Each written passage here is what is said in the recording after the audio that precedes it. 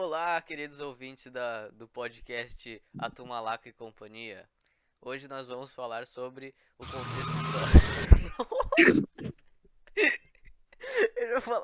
A gente vai falar sobre uma obra muito interessante aqui. E para começar, os nossos participantes, os interlocutores, a gente tem o Igor, um ilustre especialista em contexto histórico dessa obra, Olá, e, amigos, tudo bem? e o mestre Tiago, especialista na obra. Fala, amigos, beleza? Então, primeiro, como qualquer manifestação artística, essa obra vai exprimir o íntimo do nosso querido artista, que o Thiago vai falar sobre agora, né? Fala sobre a obra comigo, Thiago. A obra.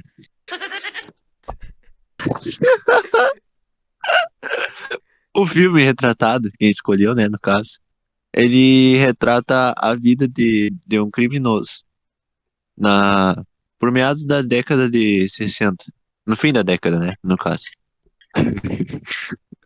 O nome dele era Lúcio Flávio. E ele teve reconhecimento, o que gerou o relato, né? Ele relatou a vida dele inteira, o que gerou o filme, né, no caso. Pelos inúmeros assaltos a banco que ele cometeu e também as fugas, né, desses assaltos, Sim, que eram complexas, se podemos dizer assim. interessante. E me diz uma coisa, Thiago. De que ano é esse filme e qual o título dele? Eu acabei de falar. Fala de novo que eu quero fazer uma indagação, por favor. O filme foi lançado em 1975. É de, é de 75, então o filme, 76. 76, Ah, 76. Ele faleceu em 75, no caso. o cara que é personagem ali, que é o cerne da biografia do filme. O filme é uma biografia desse maluco aí, né? Sim, exato. Tá, e esse cara morreu em 75. Sim, E os acontecimentos retratados no filme, em que ano aconteceram? foram no final da década de 60. Então esse filme é bem puro, né? Não tem aquela distorção da perspectiva dos acontecimentos, como acontece, por exemplo, em filmes mais recentes que retratam acontecimentos bem mais distantes temporalmente falando, né, meu amigo Thiago?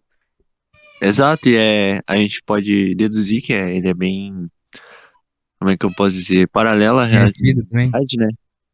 Já que ele foi do próprio relato do cara, não foi, tipo, como se alguém inventasse a história, sabe? Ah, não sabia. E sem contar que, digamos que os filmes de hoje, levando em conta os contextos históricos passados, são bem mais relevantes do que os próprios filmes feitos na época, né? É verdade, é verdade. Esses filmes mais obsoletos, são até mais puros como fonte histórica, mas não são tão reconhecidos como ou conhecidos como o Igor falou, é verdade. Falando em Igor, ele vai falar sobre o contexto histórico da época, dos acontecimentos retratados nesse filme, nessa obra artística aí. Fala, Igor. Como o filme retrata, né, um bandido que assaltava vários bancos, o governo Médici, né, o governo da época, ele era responsável pela eliminação das guerrilhas comunistas rurais e também urbanas, né? A repressão das manifestações populares e as guerrilhas também era muito pesada. Então, essa própria resistência, né, as guerrilhas, no caso, elas começaram a ser armadas e começaram a ocorrer esses assaltos, né, que é o que conta o filme. Esses assaltos a bancos, sem contar também atentados contra os militares, sequestros de autoridades e o próprio treinamento de mais guerrilhas, né? Hum, então é interessante porque esse filme ele vai tratar sobre um cara que, através desse cara, vai mostrar a realidade de outras milhares ou centenas, várias pessoas, né? Muito interessante, realmente. Que porra foi essa? Quer dizer, quem foi isso? Ah, e como fonte histórica, né? Como fonte histórica, a gente sabe que uma manifestação artística, uma produção artística é dotada ou é precedida de acontecimentos, ou ela acontece dentro de um contexto histórico. E ela, como manifestação do íntimo do artista, e o íntimo é formado pelas circunstâncias sob as quais o artista está, essa manifestação artística vai mostrar circunstâncias através da internalização da perspectiva do artista. É isso que eu tô tentando falar, né? E eu acho que é isso, não tem mais o que discutirmos acerca da obra. Então vamos nos despedir aqui, meus amigos. Tiago, Tchau, amigos.